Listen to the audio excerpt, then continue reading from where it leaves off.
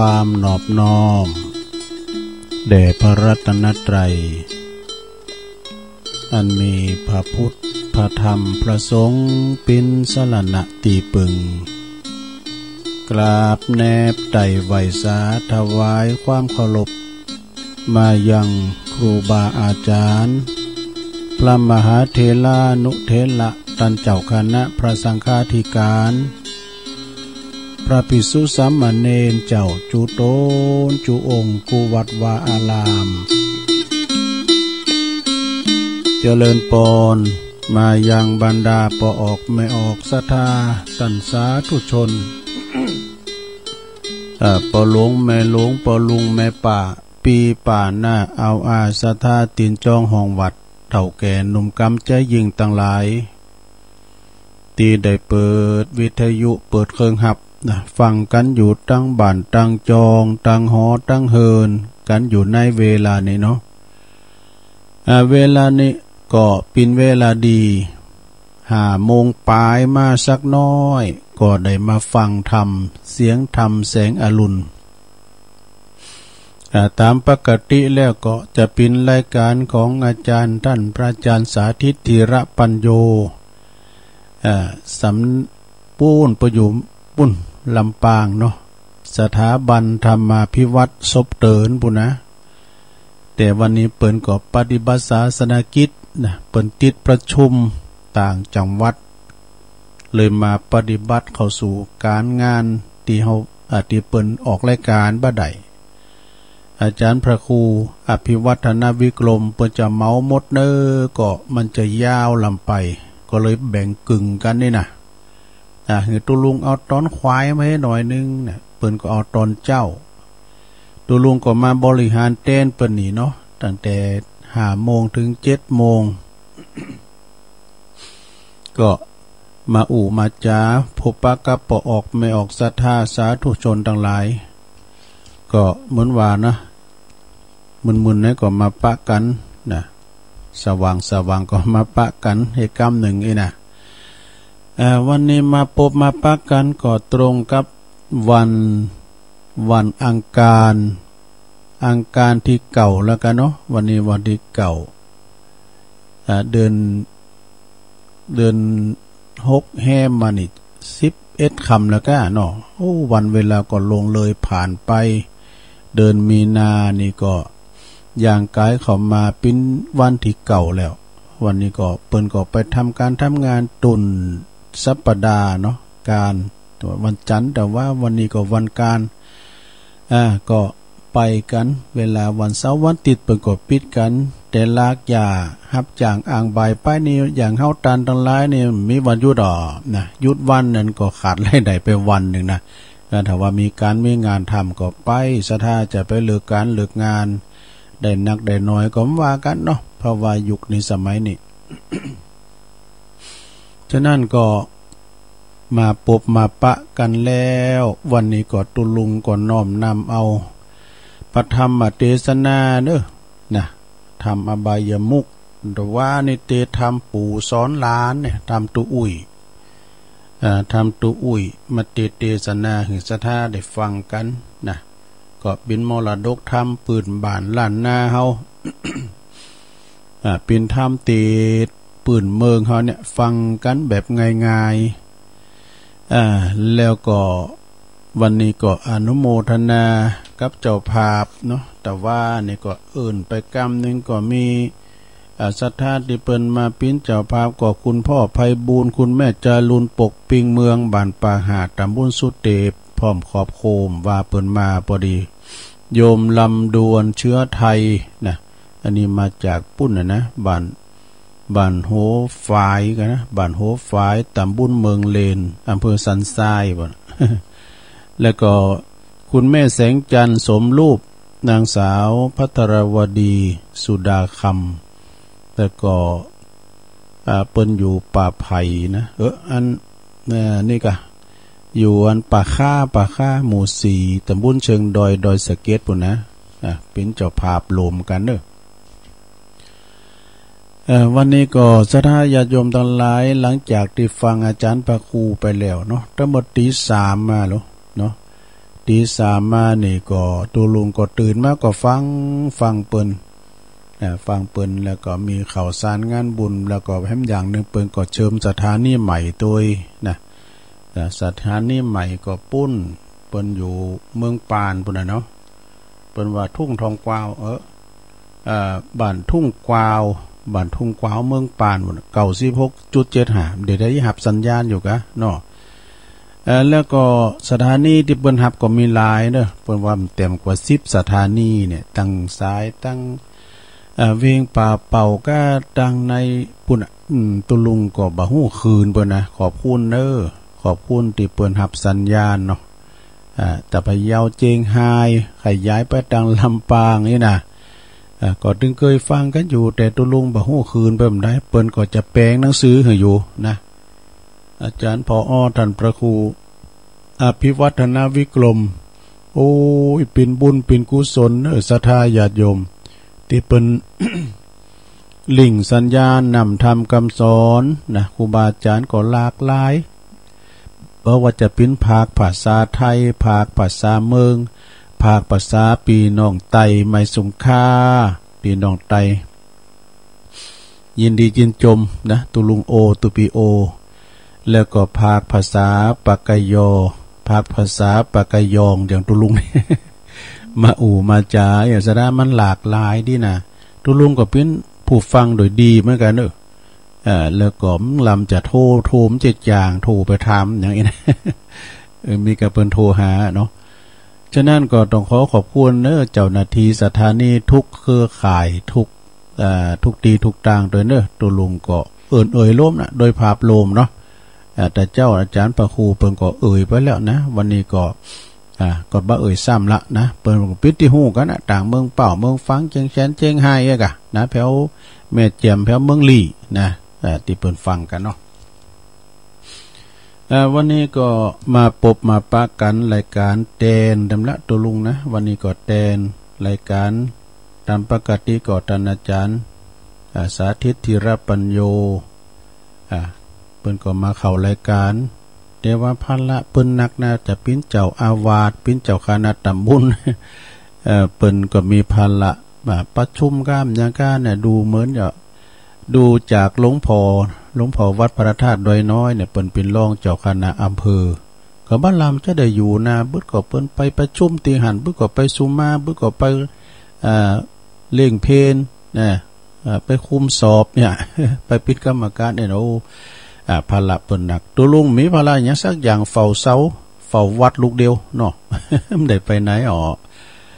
แล้วก็กำเดียวใต้รายการก็จะมาประกาศข่าวสารงานบุญให้กับครูบาอาจารย์ที่เปิ้นฝากมาโดยเนาะ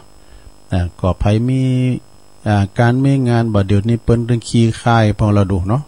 มีการมีงานก็บอกมาได้ครูบาอาจารย์บ่ต้องเกรงใจส่งไลน์มาเขียนพิมพ์ไปดินนักรบธรรมส่งไลน์ส่งเฟซมาก็จะได้ประกาศสนองงานครูบาอาจารย์ปิดการกระตุ้นอย่างหนึ่งนะสถานการทำบุญตังวัดตังวาเพิ่นจะได้ฮู้กันเปิ้นพี่น้องเฮาไปอยู่ตั้งเมืองป่าเมืองฟางโอ้พี่น้องบ้านเฮาบ้านเกิดเฮาปุ่นบ้านเก่าเฮาปุ่นจะมีงานเฮ้ยเพิ่นก็จะได้ฮู้กันเนาะเป็นประกาศกระตุ้นนะกระตุ้นการทำบุญโดยข่าวสารงานบุญต่างๆก็ประกาศฟรีเนี่ยก็สถา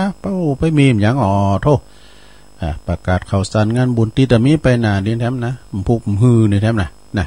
ก็เดี๋ยวก่อนจะได้ประกาศนะเอาตอนนี้ไปเนาะสถาเฮาตึงหลงตึงหลายตัวลุงก็ต่างอกต่างใจแต่น้อมนำเอาพระธรรมเทศนาเนาะป้อยาวเก่าทำอบายมุกเนี่ยนะปิ้นจะใดคุณตุกคุณพานอับจนกันอยากเศรษฐีผู้ดีภัยถ้าว่าไปคบคุณพานก็จะพาไปหาพิษจะปิ้นจะได้ลองฟังธรรมผูกนี่นะเอาประจานอาราธนากรรมนิพพานังเยนากาลังรัมมังเยนากาสายังปันดิโตตังโนมากังอุติสิตุงธรรมามุตตมังปัจจังอาราธนังกะโลมา ตุจานก็ดีปิ้นตุเจ้าก็ดีปิ้นท่าน เอาฟังธรรมในโลฟังไปก็รับไปก็ได้แฮมกินไปตัวทำอาหารไปก็ได้นะตัวลุงจะเตะทำก่อนนะโม ธัสสะภะคะวะโตอะระหะโตสัมมาสัมพุทธัสสะอิมังธัมมะเทศนังสัทธาสวัตถิยังวิหาลันโตพรหมนาพุทธังกเทศิสาทโวดุลาสปุริสตังลาย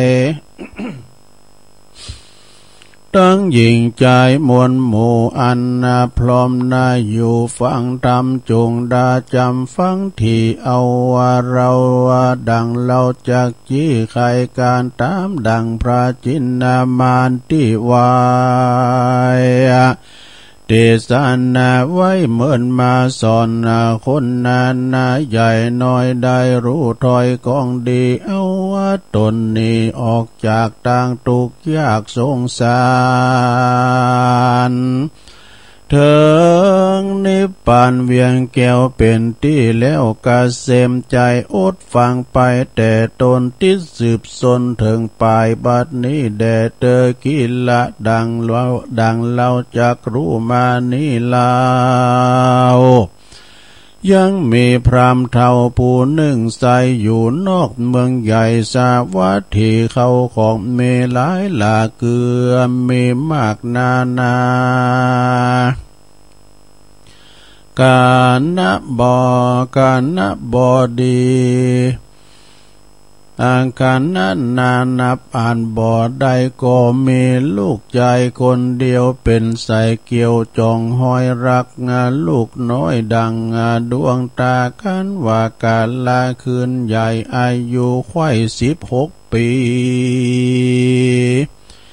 ปู่เศรษฐีผู้เป็นพ่อกรรมมาก่อเติงตันก่อมาดับขันมวยม้างจากโลกกว้างโลกาผู้เป็นพุทธานิสัยก่อปฏิบัติตามโบราณกะทำการเลิกซากตามเก่ารากประเพณีเอาขอนผีพ่อเจ้าไปสู่ป่าเศร้าดงตันก็ไม่หันและนาแต่นั้นไปนาบ่อเนิ่นจ้าเลือนลายตาตังแต่พ่อตายกลาพรากลาจากเป็นผีลูกเศรษฐีนั้นเราก็ได้เป็นเจ้าแทนของสัมปติของบ่ไล่ถึงจักกินจักใจเพียงใดก็บ่อาจเสียงไปบกบางยังเต็มจางดังเก่าดังนี้เราดีลีใจผู้เป็นเศรษฐีแทนพ่อเขาของก่อล่วงลายสุขสบายข้ามเจ้าบ่โศกเศร้าการใดแลนาเอกาติวาสังยังมีในวันหนึ่งลาวก็ยังมีใจหนุ่มเนามาสู่ยังที่อยู่เกหาไข่ขียากล่าวถอยด้วยกำอ่อนอ้อยเป็นไม้ว่ามาขอเป็นสาหายเพื่อนพ้องดังพี่น้องรวมบาทดังเป็นญาติคือดังขอเป็นขอยาได้ขาดศรัทธาเขาสองคนนั้นก็มากล่าวมีใจจื่นสู้เจยบานก็บ่ปอนานเนิ่นจะอ่านว่าสหายบาปกาปาลาก็นำปาจักจ่องไปสู่ห้องอบายบ่ขาดสายใจบ่เว้นไว้คืนใดกันที่ไหนม่วนเล่นบ่ว่างเว้นไปหาดื่มสุราน้ำเหล้า ตั้งหนุ่มเนานาลีเงินคำมีใจก็บ่เว้นไว้สักอันปันพันนันตาต่อเขาของล่อจอมไปเบบ่อนนานเต้าใดขวาดรู้อันว่าเขาของ มีอยู่ทมนาก็ไกลกลาก็กลาดกล้อยขายไปเตื้อน้อยบกบางย้อนว่ามัวเมาเสพซองหลงอยู่ห้องอาบายเขาของหลายมากเต้าก็มาขายแลกเราสุลากันว่ากลางคืนมาสู่ลอดก็ไปแอวสอดบ่เวนการลาเล่นมีที่ไหนติสะดาใดไกลก็บ่เว้นไว้ไปหาย้อนสาหายนั้นนำไปเป็นเหตุปูไปสู่เขตต่างพาละเป็นคนอินเอ็นยานขี้ข้านบ่รู้การอันใดกลางคืนไปแอวสอดกลางวันลอดมูบหมูหลับคูดคู่เหมือนตาย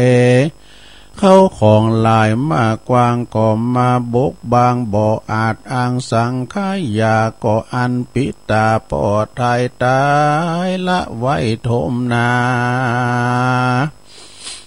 บาดนี้หนาหนีไก่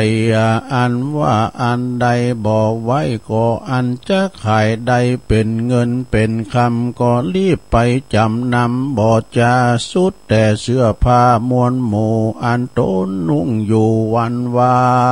นก็ขายไปปันละตอดบ่เหลือหลอดอันใดกันว่าเขาของอันใดเสียงมวลหมู่ก็หันหน้าไปสู่สาหายเข้าตั้งหลายบ่จะกันว่าหันหน้านี่ก็มาเขาก็หันหน้าหนีไก่กำโบราณขายบอกไว้ตั้งแต่ไทยเดิมทีว่ายามเป็นดีมาหลายหลากสาหายมากด้วยมายามอนาถาต่ำเจ้าก็มีบ่มีไผมาเลี้ยวผลนามาใจก็มาคนไขกล่าวไว้หากมาใดตัวเราย้อนว่ามัวเมาตังถอยจึงตำก้อยเครื่องขี้เปิ้นกินลาเปิ้นกินมีหลายเปิ้นกินมีหลายหลากเปิ้นตายนั้นหากหาเคียมจ้าเพียบเตรียมต้นไม้มีบ่อไรดงตาลหาไม่จันแก่นมากก้ามมากก็หายากแต่ดีลีก่อนมาเป็นเศรษฐีมั่งเตาบัดนี้ตุกแต่เล่าอาภานเอวซ้อขอดตาลเลี้ยงใส่ย้อนว่าเอาคนถอยไหลมาเป็นเปื้อนจึงตุกเขาเถื่อนดงนาอนาถาต่ำก้อยตุกจองหอยไปลุนนั้นแหละนาศรัทธาอันว่าพระพุทธเจ้าสอนคนหนุ่มเทายิ่งใจว่าอย่าได้ผ่านภายไปสู่คบหาหมู่คนผ่านจังป่าปานจองหอยเข้าไปสู่ห้องต่างวายใดสิบหายตุกย้อนป่าเดือดร้อนเครื่องขี้ดังบาลีกล่าวไว้ว่าอัตตันอนัตถเยวะวัฏันันติภาลังปัจจุปเสวะโตดังนี้อันว่ายิ่งใจหนุ่มเท่าคบหาคนเศร้าบับเศร้าปาลาเอามาเป็นคนบอดดีมาเป็นกู้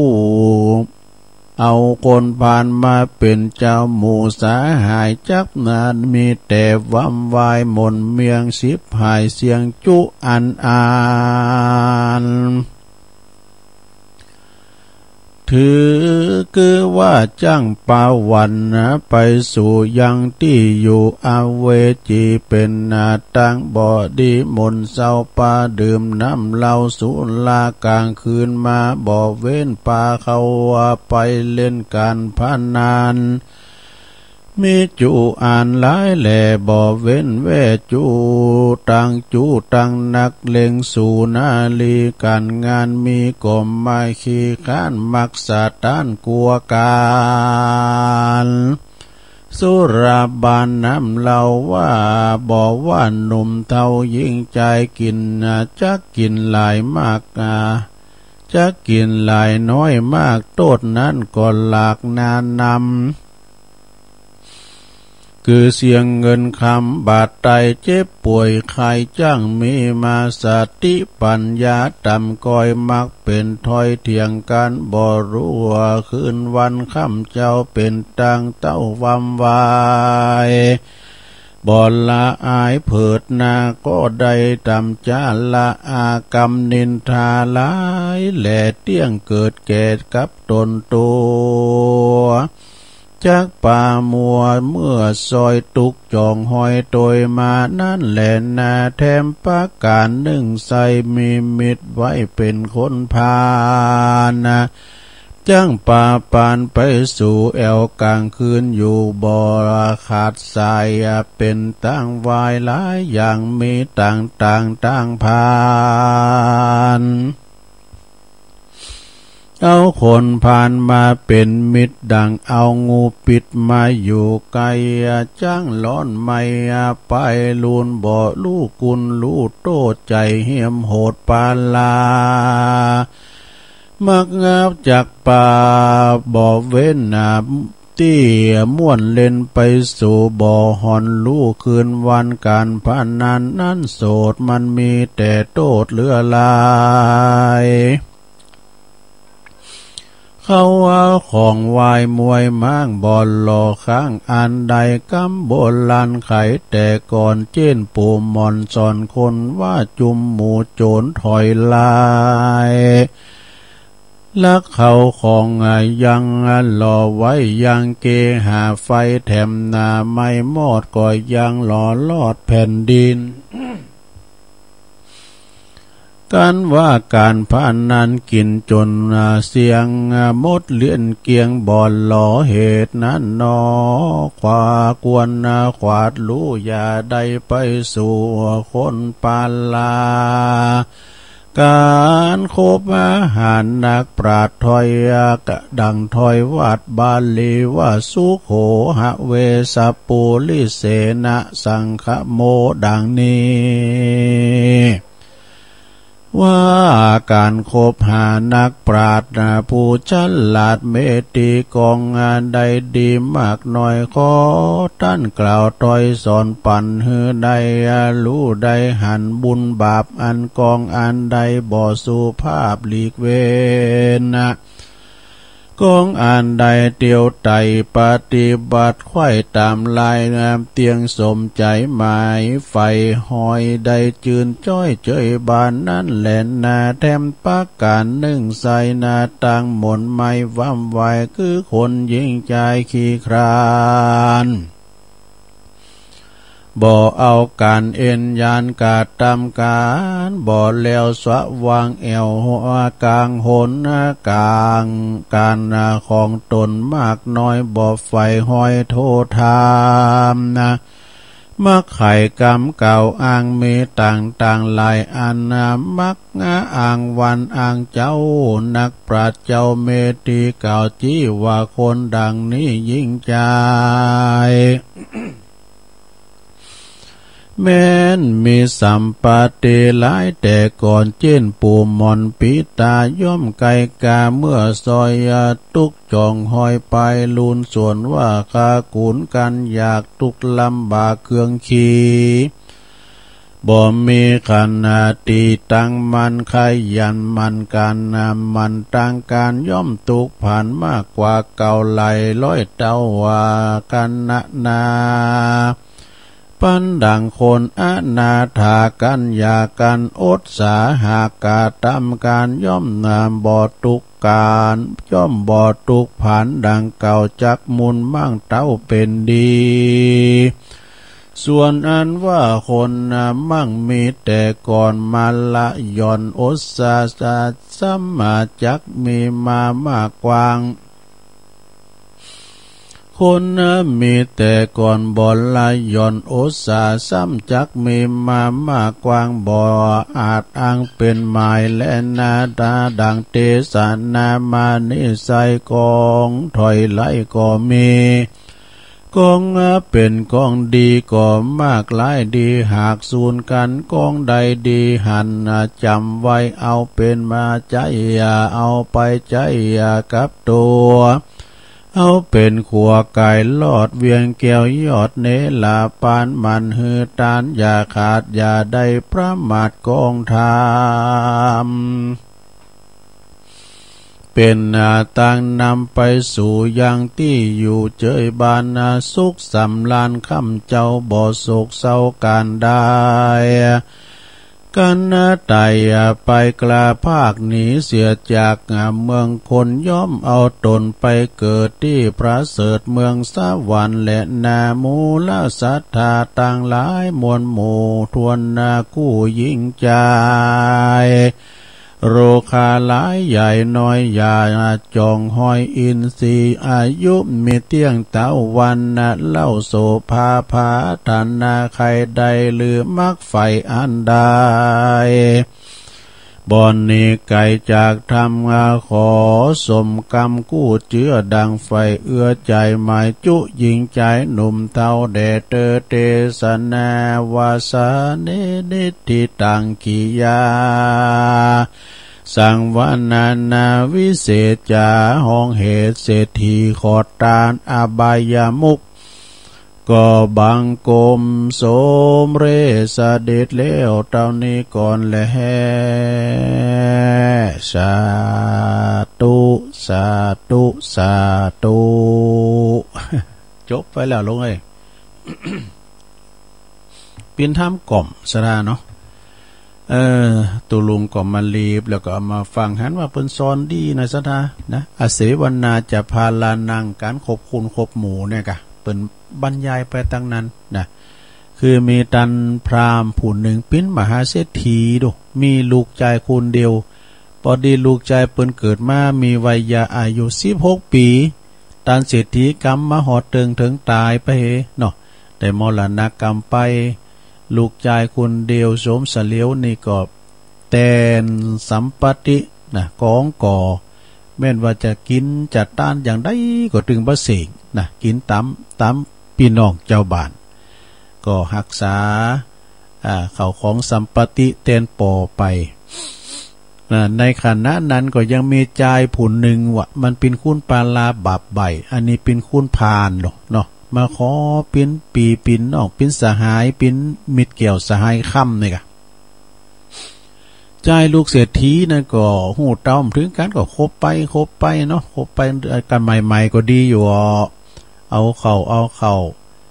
ใจคุณพาอาจายปาลานี่นะเนาะมันก็ป้าไปแอวก้าเนี่ยกินแอวลินบะเกียวให้โลแล้วก็ป้าลูกเศรษฐีก็ติดอกติดใจกันเนาะตีนไหนโมนตีนไหนงานเปิ้นหลินการพนันตีนไหนก็ไปกินไปตานี่ไม่อไปตังห้องอบายมุกแอวเข้าก็ลืมโตกับเปิบเงินใจปวดโตเงินคำของก็เสี่ยงไปบกบังไปเสี่ยงไปกับปันพนันน่ะต่อต้านยังต่างๆเนี่ยงานมีไหนมันขึ้นใน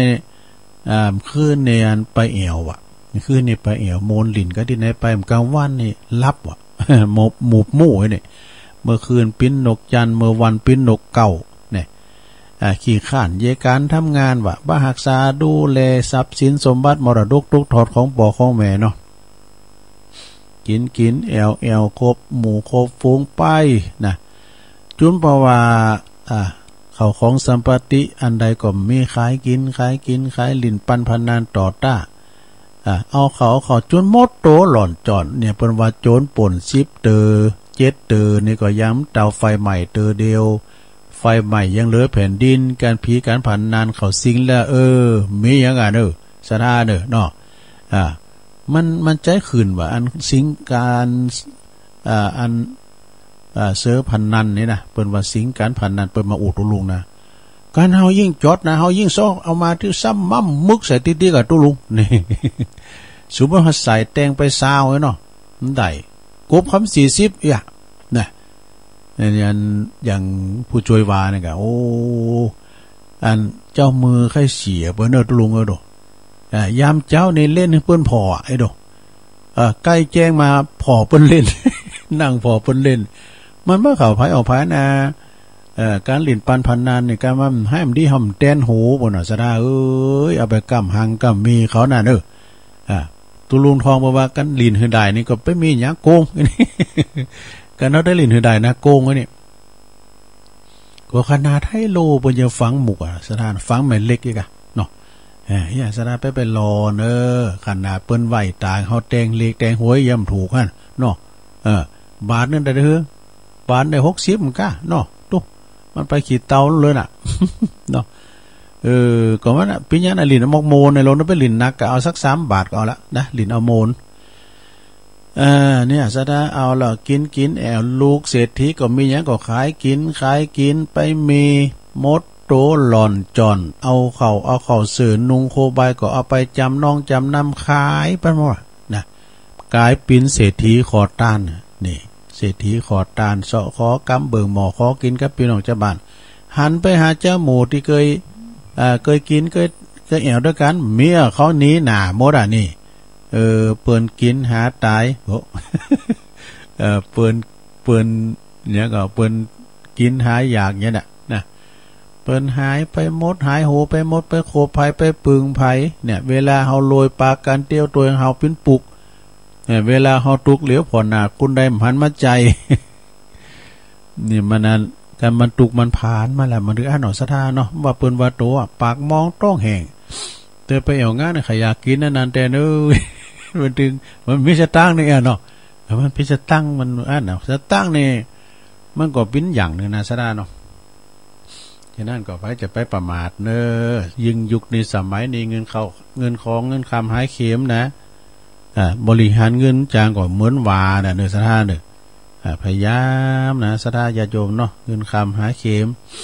ยิ่งยุคนี้สมัยนี้นะอย่างเปิ้นว่าน่ะหากใหม่มันอยู่ที่แข็งเนาะเงินคำมันหายากหากใหม่มันอยู่ที่แข็งเองนะท่านมหาเปิ้นว่า ท่านพระมหาอันธีรพันธ์ธีรกิตินะปทเก่าเดมินีทำบทนึงโยมเปิ้นสูงมานี่นะเปิ้นว่าจะได้น่ะแม่นกะมีมันเขาของเงินคำมันหายเข็มเฮาต้องอดทนนะเปิ้นว่าคำว่าอดทนเนี่ยเป็นของคุณติบ่ท้อคำว่าไปต่อเป็นของคุณติดใจสู่นะแล้วก็คำว่าความหวังเป็นกำลังใจหือยืนอยู่คำว่าเรียนรู้เป็นของคุณตีบ่เคยหมดนะบ่เคยหมดความพยายามบ่เคยหมดความพยายามนะสดาเนาะเอาเรื่องอายุทำกล้ามหรอเปิ้นว่าอายุอานามของเฮานี่ก็แก่ขึ้นมาติ๊กๆเปิ้นเขียนมาอย่างอี้เนี่ยจะมีมึงมีกูหน่อยสุมาเด้ออายุมากอย่าคิดมากให้มากเรื่องอันนี้มันใจนี่อันนี้ว่าแล้วกันนะอายุมากต้องเลืองล่าอย่าละห้อยต้องมันคอยปล่อยวางบ้างก็ดีอายุมากต้องคิดบวกอยู่เสมอยิ้มขับกันย่านอายุคงได้เจอได้พบความสุขีอายุมากไม่ต้องหวังความมั่งมีเป็นเศรษฐีดีไม่ดีจะตายไวอันนี้เคยว่าอะไรเนี่ยอายุมากต้องเมตตาเป็นที่ตั้งอายุอยู่ยืนยั้งผู้คนน้อมกราบไหว้อายุมากเบื่อบ้างถูกเบื่อบ้างไม่เป็นไรถึงอย่างไรเขาก็ไม่เบื่อไม่กี่ปีต้องเบื่อกันเด้อคุณเฮาอายุถึง100 ปีเนาะสดาเนาะเมื่อนั้นก็จากกันไปแล้วนะไปกึดหนักอันนี้เจ้าเป็นสูงมานะสดาเนาะของไผแม่เอ๋ยมั้ยจ๊ะแม่แสงเอ๋ยมั้ยจ๊ะแต่ตุลุงก็ลืมไป พี่ยังเนาะเดี๋ยวตุลุงก็จะว่าข่าวสารงานบุญก่อนที่จะจบเวลาถึง6 โมงนะแล้วต่อไป6 โมงถึง7 โมงทำกรรมนะว่า6 โมงนี่สถานีอื่นเปิ้นจัดเต็ดไปก่อนหลายก็เดียวก่อนตุลุงจะประกาศข่าวสารงานบุญครูบาอาจารย์นี่กันเด้อก็ขอเชิญโลมทำบุญนะศรัทธาญาติโยมทั้งหลายนะในวันอาทิตย์ที่21 มีนาคม 64ทางวัดสันควงคำตำบลท่าวังพร้าวอำเภอสันป่าตองโดยมีเมตตาบารมีธรรมอาจารย์ท่านพระครูสาธรวีรกิจเจ้าคณะตำบลตาวังเป้าเจ้าอาวาสวัดสันควงคำเปิ้นก็ขอเชิญร่วมงานพิธีเททองหล่อพระศรีอริยเมตไตรพระศรีอ้านนะเปิ้นจะหล่อพระหน่อยลงเด้อแล้วก็เปิ้นจะทรงน้ำพระธาตุเจดีย์ประจำปีโดยเริ่มตั้งแต่9 โมง19ปีต้นไปเนอะโดยปีการเปิ้นฝากประกาศมานะวัดสันควงคำวันที่21เนอะวันที่21วันติดพอดีกันเนาะที่วัดสันควงคำเนี่ยนะตำบลตาวังเป้าเนาะอันนี้ว่าลืมประกาศเปิ้นนะก็วันที่23ถูกของเดินนะ23มีนาเดินนี้เปิ้นจัดงานแล้วเนี่ยหลังจากย่างมา2 เดือนแล้วเพราะว่าโรคภัยไข้เจ็บเนาะเดี๋ยวนี้เปิ้นปลดล็อกเปิ้นขี้คายละเปิ้นก็จะมีการจัดงานเด้อโดยเมตตาบารมีธรรมหลวงพ่อพระครูโชติสุวรรณสอนพร้อมด้วยคณะศรัทธาวัดศาลาตำบลน้ำแพร่อำเภอหางดงเปิ้นจะมีการทำบุญทักษิณานุปทานกิจอุทิศบุญกุศลแด่ดวงวิญญาณอันบริสุทธิ์ของครูบาเจ้าอินตากตปุญโญพิพิธปุญญาภิรัตน์เนอะก็จะมีการฟังเทศน์ฟังธรรมสวดอภิธรรมโดยพระอภิธรรมโดยว่าวันที่23นี้ได้รับความเมตตาองค์เตจากท่านพระครูบดีกาสิริพงษ์สุมังคละยาโนนะวัดสลีตุนเฮิดหางดุงเนอะอันนี้เปิ้นเป็นนักเทศเสียงทองปุจมาเทศนาเนอะแล้วก็เจ้าภาพก็แม่จันทราสวนหมากพร้อมด้วยครอบครัวพร้อมด้วยคณะศรัทธาวัดศาลากูหอหลังคาเหินเด้อ23นี่เปิ้นจัดงานแล้วนะไปกินแปะตานไปลมฟังเทศน์ฟังธรรมกันเด้อที่วัดศาลาตำบลน้ำแพร่ไผจะไปออกโครงตานก็ดีก็เจิญได้นะที่วัดศาลาตำบลน้ำแพร่ตานหาครูบาอินตากตปุญโญเนาะวันที่14เลยมียกยอดชัดนะโยมเด้อกระเดียวยกยอดชัดนี่กระเดียวก่อนแล้วก็ ในวันที่14เหมือนกันจะหลงตราตั้งเจ้าอาวาสวัดสันกำแพงตำบลมะกอกอำเภอป่าสร้างท่านพระมหาสมพงษ์อันนี้เปิ้นปิ้นได้รับตำแหน่งปิ้นเจ้าอาวาสนะวัดสันกำแพงนะสันกำแพงซึ่งก็จะมีขึ้นในวันที่14เนอะญาติโยมทั้งหลาย14ก็ไปกินแปะตานกันไปลมมุทิตาจิตแสดงความพอยินดีหรือว่าศรัทธาญาติโยมจะไปเปิดโรงทานกาเนาะ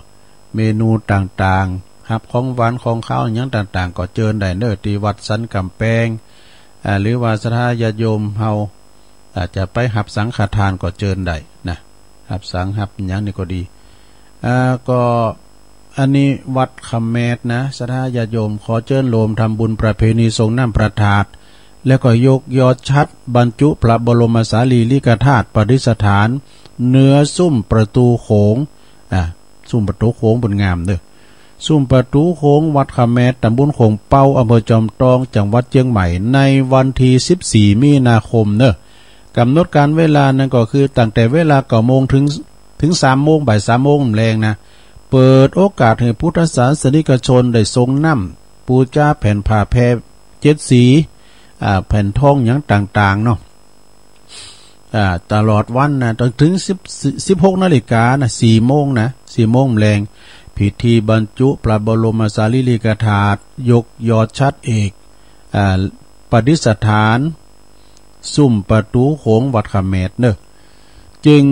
เจริญพรเรียนเชิญนักศีลบุญทุกท่านเข้ามารวมทำบุญอนุโมทนาพร้อมเพรียงกันเนอะเจริญพรมาณโอกาสนี้เมตตาบารมีธรรมหลวงพ่อพระครูวิมลจันทรังสีหลวงพ่อเจ้าคณะตำบลขวงเป้าเจ้าวัดวัดคำแมดเด้อแล้วก็ผู้อุปถัมภ์นะต่อยอดจนบริบูรณ์ปริปุณังแปลงซุ้มประตูโค้งจนเรียบร้อยคุณแม่จันฟองคุณเชิดพงษ์กิ่วแก้วพร้อมลูกหลานบริษัทเพชรอินทรีย์ทรานสปอร์ตจำกัด บริษัทเขมรัฐทรานสปอร์ตจำกัดแล้วก็เปิ้นสร้างอุทิศถวายแด่พระเดชพระคุณหลวงปู่พระพรหมมงคลหลวงปู่ทองสิริมังคโรเนอะสิริมังคโลอดีตที่ปรึกษาเจ้าคณะภาค7อดีตเจ้าอาวาสวัดพระธาตุเจ้าศรีจอมทองวรวิหารแล้วก็อุทิศบุญกุศลแด่คุณนงลักษณ์กิ่วแก้วตวยนะบรรพบุรุษบรรพชนทั้งหลายทุกดวงวิญญาณนะพร้อมกับคณะศรัทธาวัดคำแม่ทุกหอลังคาเหินเนอะลมอนุโมทนากันไปลืมเลยซะนะเนี่ยวันติดเนี่ยกันเนาะในวันที่14มีนาเนอะไปปะกันที่วัดคำแม่ตำบลโขงเปานะแล้วก็ศรัทธาญาติโยมวันที่14อันในวันที่10วันที่10เมษายนนะศรัทธาอันนี้ก็เฟซของตุปีเพิ่น10เมษายน64นี่ก็ตั้งคณะศรัทธาวัดสุวรรณวิหารตำบลนครเจดีย์อำเภอป่าซางโดยท่านเจ้าอธิการท่านพระครูบดีกาศิวนาถสีโลเจ้าคณะตำบลตุปีบินเนาะเจ้าคณะตำบลนครเจดีย์เขต2เจ้าวัดสุวรรณวิหารขอเชิญรวมทำบุญงานประเพณีทรงน้ำพระธาตุเจดีย์เนอะพระธาตุเจดีย์แล้วก็ทรงน้ำรูปเหมือนของท่านพระครูเวรุวรรณพิทักษ์หรือว่าครูบามหาเขินคำอัตตสันโตอดีตเจ้าอาวาสวัดสุวรรณวิหารแล้วก็อดีตเจ้าอาวาสวัดพระพุทธบาทตากผ้าอดีตเจ้าคณะอำเภอป่าซางนะอาจารย์เขินคำเนี่ยนะศรัทธาญาติโยมทั้งหลายในระหว่างวันเสาร์ที่ในวันเสาร์ที่10เมษายนเนอะเวลา9 โมงปิ้นตุนไปเจิญรวมทำบุญปิ้นจะภาพสังฆทานชุดสังฆทานถวายพระสงฆ์พิธี25ชุดโดยกันเนอะชุดละ 1,000 บาทนะแล้วก็ผ้าไตรก็25ชุดเหมือนกันชุดละ500 บาทแจ้งความจำนงปิ้นจะภาพใดตีท่านพระอาจารย์เจ้าธิการบดีกาศิวนาถสีโลตุปิบินเนอะหรือว่าจะบินเจ้าภาพออกโรงทานเมนูต่างๆน้ำดื่มน้ำหวานก็เจิญได้มีแข่งขันเปตองเนอะแข่งขันเปตองแบบโอเพ่นตัวตลอดวันวันที่11นี่ก็มีนาพระพุทธบาทตากผ้าเนอะนี่เปิ้นก็จะมีโดยมีเมตตาบารมีธรรมพระเดชพระคุณหลวงพ่อท่านเจ้าคุณพระพุทธบาทพิทักษ์เจ้าคณะอำเภอป่าซางเจ้าอาวาสวัดพระพุทธบาทตากผ้าพระอารามหลวงเปิ้นจะขอเชิญลมพิธีเททองหล่อพระศิวลีมหาลาภเนาะ แล้วก็เปิ้นว่าปิ้นวันเกิดของท่านเจ้าคุณโดยข้อมูลก็แม่จันสีบันมากอกเนอตุลุงก็ประกาศให้แล้วนะก็ไปกินไปตานด้วยกันเนอะ21มีนาก็มีงานทำบุญปัญญามวานทำบุญ100 วันเนอะในหลวงพ่อพระครูพินิจสารธรรมหรือว่าครูบาเจ้าพันธุ์พรหมเสโนอดีตเจ้าอาวาสวัดพระพุทธบาทห้วยต้มอายุของครูบาเก่า14พรรษา73ญาติโยมทั้งหลายนะก็ไปรวมกันเนอตีวัดพระพุทธบาทห้วยต้ม21มีนาเนาะท่านพระครูอภิวัตรก็จะไปตุลุมได้ไปเฝ้าเสาแล้วก็ในวันที่21เนอตีวัดพระบาทห้วยต้มแล้วก็อันนี้ก็28มีนาก็เจิญรวมทำบุญประเพณีที่วัดจันทร์เนอะวัดจันทร์นะวัดจันทร์ก็ปุ่นอำเภอกัลยาณิวัฒนาก็เปิ้นจะออกตี4โลมโตกันเนอะพระจะไปก็ไปตุลุงก็ไม่ได้ไปเฝ้าเสา พระครูจันทร์กิจจสาโรนะอันหรือว่าพระมหานิคมนะก็ไปกินไปตานโลมโตกันกับวัดจันทร์นะปุโรโมและตุลุงได้ไปสักเถอะ งานปล่อยหลวงวัดเสาหินเนอฝางผมใจแล้วปุโรปนหน่อยบุญปันสะดุงยะมันจือเหมือนกันเจริญโลมทำบุญปล่อยหลวงวัดเสาหินตำบลศรีโบบานอำเภอเมืองจังหวัดลำพูนเนอะบ้านโคแคร่หมู่4เนอะวันที่28มีนาเนี่ยนะเปิ้นก็จะมีการต้านตุงต้านจอต้านหมอต้านไหต้านไม้ต้านคากันเนอะแล้วก็จะเริ่มงานวันที่8เมษายนเวลา1 ทุ่มเป็นต้นไปพระสงฆ์พิธีจำนวน59 รูปนะเปิ้นก็จะไปเจริญพระพุทธมนต์แล้วก็ถวายสิ่งปลูกสร้างสิ่งก่อสร้างวิหารเนอะเสนาสนะปุโรหลาย10 ล้านเนอะ10 กว่าล้านนะหลายเรื่องนั้นก็ฮะแล้วก็เวลาเตงคืนนี่ก็จะมีการโกนเขาติบโอ้นี่เปิ้นเอาคืนเนอะ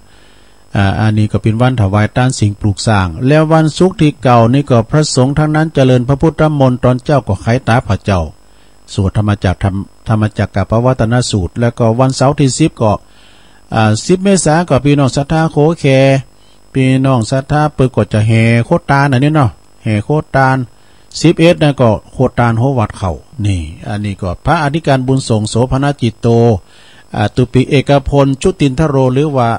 มูลโลกนะนักเทศเสียงทองจากวัดไฟหินวัดเสาหินสุมาฝากประกาศมาเนอะขอบคุณเนอะอันนี้เป็นข่าวสารงานบุญนะขาดตกบกของตกหลุมไปขอสุมาเนอะศรัทธาเนอะอันนี้อ่านไปอย่างว้ยนะเพราะว่าตัวลุงจะเปิดสายก่อนที่จะถึง6 โมงสถานีไล่คืนเปิดจัดเต็ดไปนะศรัทธาตอนนี้ไปก็จะเปลี่ยนบรรยากาศจะฟังเสียงพี่น้องศรัทธาพอเหรอเนาะพระจะโทรมาก็โทรมาหรอกก็เดี๋ยวยังจะต่อทั้งชั่วโมงนึงนะ ตามนโยบายของอาจารย์ปาครูตุลุงเอาตอนขวายนะว่าเปิ้นเอาตอนเจ้าภาวะสถานีใหม่เปิ้นมีเนาะเดี๋ยวเนออ้าวเจริญปอนไว้สาครับตุลุงครับผมอ๋อน้องเบลวะครับน้องเบลครับฟังแต่เจ้าแล้วดีแกตี 3มาแล้วครับผมมีกำลังใจให้ตุลุงนักๆนะครับโอ้ขอบคุณน้องเบลเนอครับไว้สาครับสาธุอีกะมาโวยไปโวยดีได้เจริญปอนเจ้ากะไม่จ้าครูบาสั่งค่ะบัลละอยู่ท่าฟังเอาได้ฟังสถานีไหมเอาเนอะที่บ้านตรงกว้าวเปิดฟังเบาๆเสียงดังฟังชัดเนอะเจ้าดีกันขอบพระคุณพระครูบรรยงเนอะที่ฐานเชื่อมต่อสถานีนะเจ้านะแม่นะโทษอันนี้เป็นพันธมิตรต่างๆนะไปติดต่อเจ้าฟังสักนี้ตุลุงย้องเกตทำกับม้วนฟังกูบดกูบาดฟังกูทอยถูกจำมาเจ้าคือกำลังใจตุลุงเนอะขอบคุณแม่สายพินในไลน์เนอะโอ้เจ้ากับไม่จ่าเจ้าโธ่แม่สายพินนี่ก็เป็นปิ้นนักปราชญ์เนอะซอก้าเข้าหามก้าเก่งแต่อ้าวเจริญปอนมาชงค่ะตุลุงโอ้แม่คำเนาะยินดียินจมเนอะยินดียินจมเนอะพี่น้องไตไม่สุงค่าไม่สุงค่าแม่คำฟังเจ้าละกะเจ้าฟังเจ้าเดี๋ยวจำได้ฟังละตุลุงดีกะ6 โมงได้ฟังว่าเจ้าฮะ